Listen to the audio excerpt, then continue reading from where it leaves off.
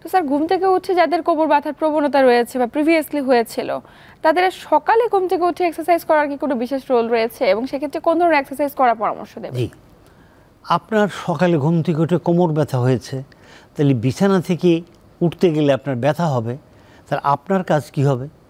ব্যথা নিরাময় করা। আর ব্যথা নিরাময় করতে গেলেই আপনাকে ওই সময়ই আপনাকে এক্সারসাইজ করতে হবে। প্রথম এক্সারসাইজটি কি হবে? আমরা সকালে ঘুম থেকে উঠে যখন আমাদের কোমর ব্যথা হয়, কোমরে 3টে জয়েন্ট থাকে, 3 জয়েন্ট, আমরা বলি আর্টিকুলার ট্রায়েড। তো এই আর্টিকুলার ট্রায়েডের মধ্যে আমাদের পেছন দিকে 2টা জয়েন্ট আছে, যাকে বলি আমরা ফ্যাসেট জয়েন্ট। সামনে থাকে ইন্টারভার্টিব্রাল জয়েন্ট। তো চলুন না আমরা ফ্যাসেট জয়েন্ট সম্পর্কে একটু জেনে নিই।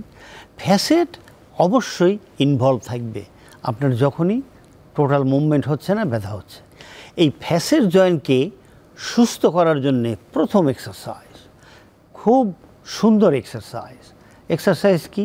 Child pose. অর্থাৎ আমাদের বাচ্চারা কি করে, অনেক সময় এরকম করে হাত দিয়ে এরকম করে থাকে বিভিন্ন কারণে, আমরা এটাকে চাইল্ড পজ বলি। আমি এটাকে নিয়ে যাই যে মেয়েরা সেজদা দেয়।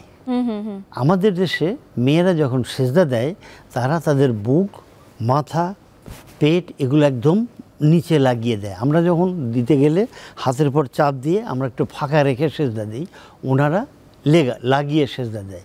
এইটা দিতে হবে চাইল্ড পজ। একদম লাগিয়ে যখন সেজদা দেবেন, তখন এই ফ্যাসেট জয়েন্টে মুভমেন্ট হবে।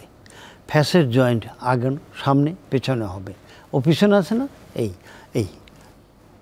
এইটা হলো লাম্বার ফ্যাসেটের কাজ। তো তাহলে আপনি চাইল্ড পজ করলেন, সামনে ঝুঁকলেন, তাহলে আপনার এটা কমে যাবে।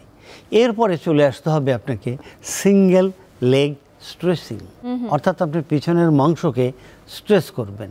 তো পেছনের মাংস স্ট্রেস করতে গেলে আপনি চিত হয়ে শুয়ে আপনি বাম পায়ের হাঁটু বুকে লাগান, ছেড়ে দেন, লাগান, ছেড়ে দেন, আরও ভালোভাবে লাগান, একদম লম্বা করেন। সেকেন্ড ওয়ান, ডান পা করেন এইভাবে। এরপরে 2 পা একসঙ্গে করবেন, একদম বুকের সঙ্গে লাগিয়ে ধরে সে একটা টাইম পর্যন্ত রাখবেন। আপনি 1001 থেকে 1005 গুনতে পারেন, সুবহানাল্লাহি ওয়া বিহামদিহি সুবহানাল্লাহিল আযীম বলতে পারেন। আপনার যেটা ভালো লাগে আপনি সেটা করলেন। এরকম কয়েকবার আপনি করবেন। এই স্ট্রেচিংগুলোতে, চাইল্ড পজের এক্সারসাইজগুলোতে আপনার অনেকটাই ভালো লাগবে। যখনই অনেকটা ভালো লাগবে, তখন আপনি একদম উপুর হয়ে শুয়ে যান, ফ্ল্যাট শুয়ে গেলেন। চিত হয়ে শুয়েছিলেন, এখন আপনি একদম উপর হয়ে শুয়ে আপনি 2 হাত এবং হাঁটুর উপরে আপনি আসেন। আমরা বলি 4 পয়েন্ট নিলিং। 1 2 3 4 4 পয়েন্ট নিলিং। আসার পরে আপনি এরকম থাকলেন, সে আপনি একটা ক্যাটের মতো আছেন। এখন ক্যাট 4, সামনের পা পেছনের পায়ের উপর আছে। এরপরে আপনি এখানে আপনার পেটটাকে ভিতরে নেন, স্পাইনটাকে এরকম কার্ভ করেন। আচ্ছা আচ্ছা।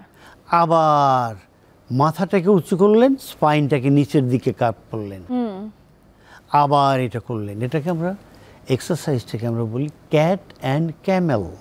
ক্যামেল হলে এরকম উঁচু, ক্যামেলের উপর একটা উঁচু, ক্যাটের এটা নিচু, cat and Camel. Cat and Camel একটা বড় উপকার হলো যে এখানে মুভমেন্টটা সুন্দর হয়, খুব নাইসলি মুভমেন্টগুলো হয় ভার্টিব্রাল জয়েন্টগুলোতে, ফ্যাসেট জয়েন্টগুলোতে। তাতে একটু আগে যেটা বলছেন যে আমার কষ্ট, সকালে উঠে কষ্ট, এই জয়েন্টগুলো কি হয়, অনেকটাই জমে থাকে সারা রাত। যখন আপনি মুভমেন্ট করেন না, আপনি শুয়ে আছেন, আপনার ওখানে ফ্লুইড জমছে, আপনার চারদিকের যে সফট টিস্যুগুলো আছে সেইটাগুলো অ্যাবজর্ব করছে। যখন এই মুভমেন্ট করবেন, আস্তে আস্তে ফ্লুইডগুলো সরে যাবে, অটো ড্রেইন হয়ে যাবে, যেটা আমরা সারা দিনে চলাফেরা করলে হয়। অটো ড্রেইন যখন হয়ে যাবে, তখন আপনার কষ্ট থাকবে না। এই কষ্টগুলো দূর করার জন্যে, সকালের ব্যথা দূর করার জন্যে এই এক্সারসাইজগুলো খুব জরুরি, খুব ইম্পর্টেন্ট। এবং এটা প্রমাণিত, আমাদের রুগীরা বলে এই এক্সারসাইজগুলো করে যখন আমি ঘুম থেকে উঠি, আই ফিল ফ্রেশ, আমি ভালো বোধ করি, আমার তো ব্যথা নাই বললেই চলে, ভুলেই যাই। এবং এগুলো নিয়মিত কতদিন স্যার এক্সারসাইজ করা প্রয়োজন? এটা আপনি প্রতিদিন আপাতত করেন, কমপক্ষে কয়েক সপ্তাহ করেন। যখনই কয়েক সপ্তাহ করবেন, আস্তে আস্তে এটা ফ্লেক্সিবিলিটি বাড়বে, অ্যাবজর্ব ওই ফ্লুইডটা আর ওইরকমভাবে অ্যাবজর্ব হবে না, আপনি কষ্ট আস্তে আস্তে চলে যাবে। দেখবেন যে সকালে ঘুম থেকে উঠে আর ব্যথা নাই। যেমন আমার সকালে ঘুম থেকে আর ব্যথা নাই, আমি করি না। আচ্ছা কিন্তু যার হয়েছে সেটা করতে করতে একটা সময় তার ব্যথা থাকবে না, সে করবে না।